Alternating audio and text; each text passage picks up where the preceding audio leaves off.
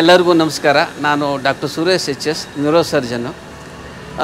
ಜನಪದ ಸಿರಿ ತಂಡದವರು ಈ ಜನಪದ ಕಲಾವಿದರನ್ನು, ಕರ್ನಾಟಕದ ಜನಪದ ಕಲಾವಿದರನ್ನು ಜನರಿಗೆ ಪರಿಚಯ ಮಾಡುವಂಥ ಕಾರ್ಯಕ್ರಮವನ್ನು ಇಟ್ಕೊಂಡಿದ್ದರು. ಇದು ತುಂಬ ಖುಷಿಪಡುವಂಥ ವಿಷಯ.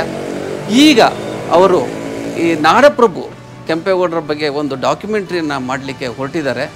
ಇದು ಅವ್ರಿಗೆ ಒಳ್ಳೆಯದಾಗಲಿ ಅಂತ ನಾನು ಶುಭವನ್ನು ಕೋರ್ತಾ ಇದ್ದೀನಿ.